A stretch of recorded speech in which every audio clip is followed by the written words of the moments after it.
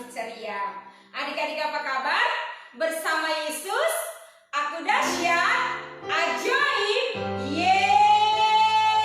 luar biasa. Yes, yes, yes. Kita satukan hati, kita berdoa. Terima kasih Tuhan Yesus untuk kebaikan-Mu di sepanjang minggu ini. Kalau sore hari ini kami akan beribadah secara online, itu semua karena kebaikan Tuhan. Kami tetap bersyukur Tuhan dengan keadaan ini. Sore hari ini kami siapkan hati kami siapkan pikiran kami siapkan telinga kami, untuk kami boleh Tuhan Yesus menikmati Engkau dalam ibadah ini. Biar Allah Roh Kudus hadir memenuhi kami, biar Allah Roh Kudus hadir mengurapi kami di setiap tempat kediaman kami. Kami janji Tuhan, kami tidak akan nakal, kami tidak akan ribut, tapi kami akan duduk tenang, duduk diam menikmati Tuhan di dalam hadirat-Mu.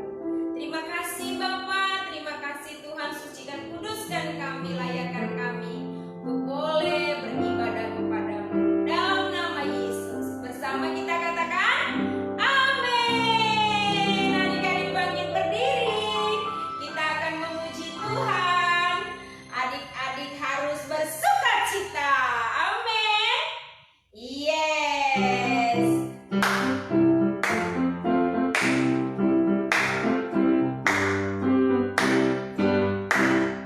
Halo hai, apa kabarmu? Kabarku luar biasa. Halo hai, apa kabarmu? Kabarku luar biasa. Mari bersama memuji Tuhan, sebab Tuhan Yesus baik. Halo hai, apa kabarmu? Kabarku luar biasa. Mari bersama memuji Tuhan, sebab Tuhan Yesus baik. Halo hai, apa kabarmu? Kabarku luar biasa. Mari bersama memuji Tuhan, sebab Tuhan Yesus baik. Mari bersama memuji Tuhan, sebab Tuhan Yesus baik. Mari bersama memuji Tuhan, sebab Tuhan Yesus baik. Amin. Tuhan Yesus baik, amin. Amin. Kita satukan hati. Kita akan mendengarkan kebenaran firman Tuhan. Kita siapkan hati kita untuk menyembah Tuhan. Kami siapkan hati kami menyembah-Mu ya Tuhan. Terima kasih.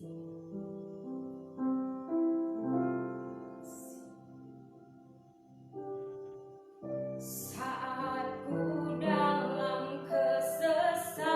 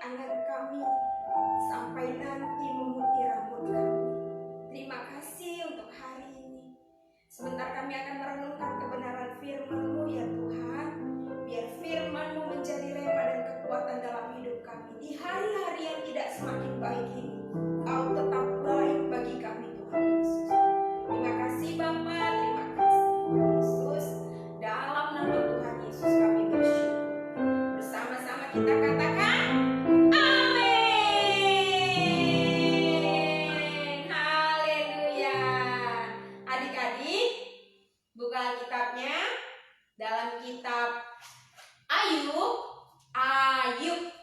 Kitab Ayub pasal yang ke-28 ayat 28. Yuk, kitab Ayub pasal yang ke-28 ayat 28.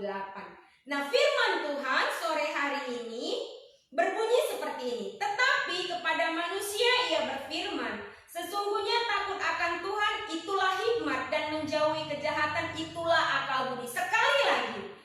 Tetapi kepada manusia ia berfirman, sesungguhnya takut akan Tuhan itulah hikmat, dan menjauhi kejahatan itulah akal budi.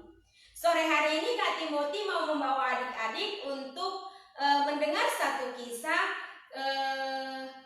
tumbuh-tumbuhan yang sedang bercerita. Dikisahkan satu pohon besar yang bernama pohon mangga hidup di sebuah padang yang begitu hijau. Padang ini begitu subur.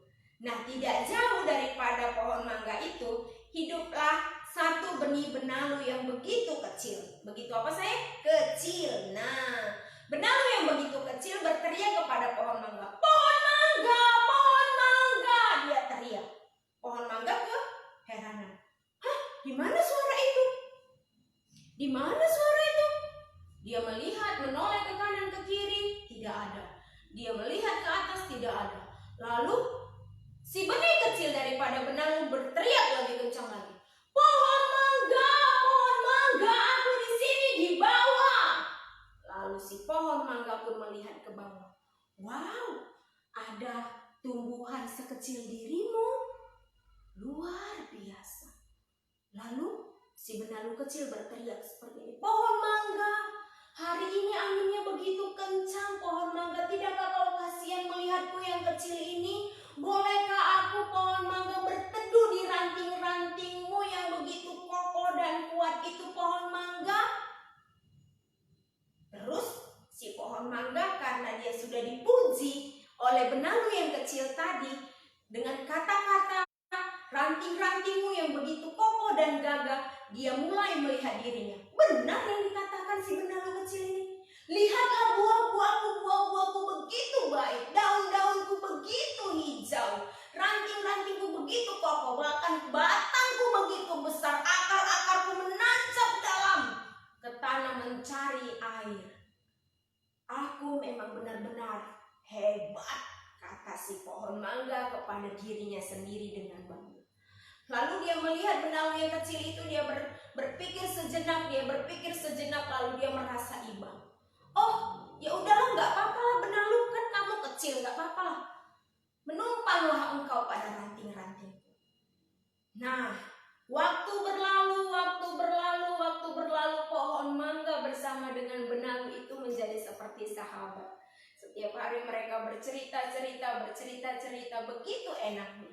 Tetapi yang tidak diketahui pohon mangga adalah ketika benalu menancapkan akar-akarnya lebih dalam ke batang pohon mangga yang merupakan penyangga dirinya. Lalu satu hari pohon mangga berpikir, apa ya yang tidak enak pada diriku ini? Apa ya yang masuk ke dalam diriku ini? Dia berkata kepada benalu, benalu, akarmu sudah mengganggu hidupku, sudah mengganggu batangku. Bisakah engkau berpindah daripada batangku ini, daripada diriku ini, daripada rantingku ini? Kau sudah semakin besar, kata sang pohon mangga kepada benalu. Lalu apa yang terjadi saya? Benalu berkata, gak bisa lagi pohon mangga, aku sudah menancapkan akar-akarku kepada dirimu. Kalau nanti aku harus pindah, maka kau dan aku sama-sama tidak ada lagi. Lalu pohon mangga berpikir, kenapa bisa demikian terjadi? Karena aku itu menumpang hidup dari dirimu. Jadi apa yang kau cari untuk kau makan, apa yang kau cari untuk menjadi sumber kehidupan daripada dirimu, itu jugalah yang kumakan, itu jugalah yang menjadi sumber kehidupan bagi dirimu. Pohon mangga mulai marah. Dia mulai menggerak-gerakkan badannya dengan begitu kencang agar si benalu itu terlempar jauh daripada dirinya. Tapi tidak bisa, sayang. Pohon mangga semakin kelelahan. Semakin hari pohon mangga sudah semakin tua. Semakin sulit dia akar-akarnya masuk ke dalam tanah untuk mencari air yang begitu jauh. Semakin hari dia semakin lesu Karena apa? Karena bukan hanya dirinya saja yang makan, tapi benalu yang menancap pada dirinya, pada batangnya, pada rantingnya itu menyerap nutrisi makanan di dalam dirinya. Akhirnya pohon mangga kering, pohon mangga menjadi mati. Benalu itu hidup dengan begitu subur pada batang pohon mangga. Kak Tim, cerita hari ini apa kaitannya dengan firman Tuhan, Kak Timothy?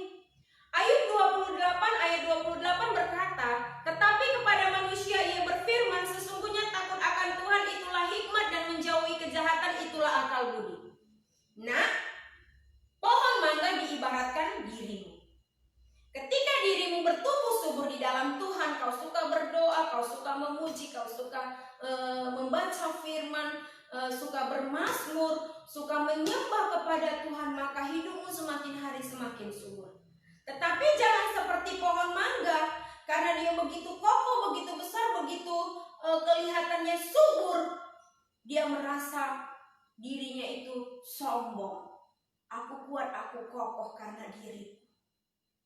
Ketika kamu sudah semakin intim dengan Tuhan, kamu merenungkan firman Tuhan, kamu berdoa, kamu saat teduh, kamu memuji, menyembah Tuhan, haruslah ada kerendahan hati di dalam hidup. Benalu tadi sayang, dia adalah dosa-dosa kecil yang kita anggap sepele. Contohnya apa Kak Tim? Contohnya berbohong, hal yang kecil. Ketika kamu merasa, mamaku itu kan sudah percaya sama aku, karena mamaku sudah melihat aku berdoa, mamaku sudah melihat aku membaca firman, mamaku sudah melihat aku memuji menyembah nama Tuhan, pasti mamaku percaya penuh kepadaku. Mamanya lupa, mamanya meletakkan selembar uang 10.000 di atas kulkas. Pada saat yang bersamaan ting ting ting ting ting ting ting, lewatlah es yang begitu menggoda. Karena hari yang begitu terik, dia melihat uang 10.000 di atas kulkas, lalu dia berpikir, pasti mamaku tidak akan pernah memarahiku. Karena apa? Karena mamaku tidak akan pernah berpikir bahwasannya akulah yang mengambil uang 10.000 di atas kulkas tadi. Lalu kamu mengambilnya dengan cepat-cepat, kamu berkata, Om, beli Om esnya. Ketika mamamu pulang, dia teringat dengan uang 10.000 yang ada di atas kulkas. Lalu dia bertanya kepadamu, sayang, kamu melihat uang 10.000 yang mama letakkan di sini? Dengan begitu lantang dan begitu berani, begitu keras kamu berkata, Mama, tidak ada uang 10.000 di atas kulkas ini, mungkin mama lupa. Nah, masuk satu dosa kecil yang mulai hidup di dalam diri. Mamanya mungkin berpikir, ya mungkin aku lupa. Dosa kecil tadi, jika lama-lama ada di dalam dirimu, maka dia akan menjadi dosa yang sangat besar. Dan sudah menjadi hal yang biasa bagimu untuk setiap hari berbohong. Kamu akan berbohong untuk satu kebohongan, untuk satu kebohongan, untuk satu kebohongan, dan untuk satu kebohongan yang lainnya. Lama-lama Roh Kudus yang diam di dalam dirimu ketika kamu memuji menyembah nama Tuhan, ketika kamu bermazmur bagi Tuhan, akan meninggalkanmu. Ketika kamu ditinggalkan oleh Roh Kudus, sayang, ketika Roh Kudus tidak berdiam lagi di dalam dirimu, kamu tidak akan menjadi semakin besar, tapi kamu akan menjadi semakin kerdil dan kering kerohaniannya. Kenapa Kak Timothy hal itu terjadi? Karena dosa-dosa kecil yang kamu sepelekan itu berakibat besar di dalam hidupmu. Ketika hal-hal kecil, dosa-dosa kecil mulai kamu masukkan ke dalam dirimu, dia akan menjadi besar, dan besar sehingga dia akan merusak dirimu. Pada saat kamu dewasa, ketika dosa itu sudah menjadi semakin besar, maka dosa itu akan membawa kamu kepada maut. Mautnya apa maksud Kak Timothy? Mati gitu Kak Tim? Gak hanya mati sayang. Mungkin dosa itu bisa membawa kamu masuk ke dalam penjara. Di penjara itu gak enak loh nak. Bener gak? Bener. Hari ini Ayub 28 ayat 28 sekali lagi Kak Timothy bacakan untuk kita. Tetapi pada manusia ia berfirman, sesungguhnya takut akan Tuhan itulah hikmat dan menjauhi kejahatan itulah akal budi. Yuk, hidup takut akan Tuhan. Agar kita memperoleh hikmat, menjauhi kejahatan, itulah akal budi. Orang yang memiliki hikmat, orang yang memiliki akal budi, ketika dia bersama dengan Tuhan Yesus, maka hidupnya akan berhasil dan baik. Amin. Amin. Gak boleh ada dosa kecil, gak boleh ada dosa sedang, gak boleh ada dosa besar. Dan intinya tidak boleh ada dosa sama sekali. Amin. Amin. Yes. Siapa yang mau berubah, yang berjanji kepada Tuhan Yesus, Tuhan aku gak mau lagi melakukan dosa, Tuhan aku gak mau lagi berbohong, Tuhan aku gak mau lagi mencuri, Tuhan berkata-kata kotor, menipu, Tuhan aku gak mau lagi. Ketika iblis berbisik di telingamu ini dan itu, ingat satu lagu. Saat iblis menggodaku, aku tolak itu dalam nama Yesus. Saat iblis merayuku, aku pun berdoa dalam nama Yesus. Ku kuat karena kau hebat. Yes, amin. Berani tampil beda? Berani tampil beda? Amin. Aku berani tampil beda. Tampil beda. Kalau kata orang, dosa kecil itu biasa-biasa, berani tampil beda. Itu tidak biasa. Karena ketika hal-hal kecil dibuai, maka dia akan menjadi besar. Ketika dia sudah menjadi besar, dia akan membawa kita kepada maut. Oke sayang? Kita satukan hati, kita berdoa. Tuhan Yesus, terima kasih untuk firman-Mu Tuhan. Biarlah firman-Mu tetap tertanam di dalam hidup kami ya Tuhan. Firman itu berakar di dalam kami. Ayub 28 ayat 28 hari ini Tuhan Kau beritahukan bagi kami. Biarlah kami memiliki hikmat dan akal budi yang daripada-Mu. Sehingga kami menjauhi kejahatan-kejahatan. Sehingga kami Tuhan Yesus hidup seturut dengan kebenaran firman-Mu. Terima kasih untuk keadaan ini Tuhan. Terima kasih untuk ibadah online hari ini. Kami bersyukur kepada-Mu. Biarlah Engkau menolong dan menopang kami ya Bapa yang baik. Terpuji Engkau atas kebenaran dan kebesaran firman-Mu. Kami berdoa untuk setiap anak-anak sekolah minggu yang kami layani ya Tuhan. Kiranya anugerah kasih-Mu memberkati mereka. Jika ada mereka yang sakit, sembuhkan dengan kuasa dan bilur-bilur darah-Mu ya Tuhan. Biarlah kebaikan-kebaikan-Mu melimpah bagi mereka. Tidak ada satu orang pun anak-anak kami yang kekurangan. Keluarga besar mereka, orang tua mereka diberkati dalam nama Tuhan Yesus. Setiap usaha dan pekerjaan tangan daripada setiap anak-anak kami ini diberkati dalam nama Tuhan Yesus. COVID-19 ini tidak akan membuat kami Tuhan Yesus menjadi orang-orang yang mengeluh, melarat, miskin dan telanjang Tuhan. Tapi COVID-19 ini menunjukkan kasih-Mu kepada kami untuk kami semakin bergantung kepada-Mu ya Bapa sumber kehidupan kami. Kaulah pembela kami, kaulah pembeda kami, kaulah penolong kami di tengah-tengah masa yang sukar ini. Berkati anak-anak-Mu. Jika mereka belajar online, berikan mereka hikmat-hikmat yang daripada-Mu. Urapi mereka Tuhan, berkati orang-orang tua Tuhan. Sehingga boleh kami mengajarkan anak-anak kami di dalam kasih, dalam roh takut akan Tuhan. Terima kasih Bapa yang baik. Bahkan kami juga menopang gereja kami, GBI Sudirman Air Kanopan. Diberkatilah Ibu Gembala yang terkasih. Diberkatilah Bapak Wakil Gembala. Diberkatilah Bapak Penasehat. Bahkan semua orang-orang yang bekerja Tuhan di wadah ini. Kiranya Engkau memberkati dengan kasih, kesehatan dan kekuatan yang daripada-Mu. Kami juga berdoa untuk sidang jemaat-Mu ya Tuhan. Biar hari-hari ini perlindungan darah Yesus sempurna atas setiap kami. Terima kasih Tuhan Yesus. Terima kasih Allah yang baik. Bahkan kami membawa kota kami, provinsi kami, bahkan bangsa dan negara kami kepada-Mu ya Tuhan. Berkat-Mu atas Labuan Batu Utara ya Tuhan. Kami berdoa ya Bapa, biar kesadaran masyarakat semakin meningkat untuk mematuhi protokol-protokol kesehatan, membantu pemerintah daerah kami Tuhan, sehingga mata rantai COVID-19 terputus atas daerah kami Labuan Batu Utara, terputus atas provinsi kami Sumatera Utara, terputus atas bangsa kami Indonesia. Tolong kami Tuhan, kami hanya dapat berteriak mengadu kepada-Mu ya Tuhan. Tolong kami anak medis yang berjuang Tuhan. Kiranya tangan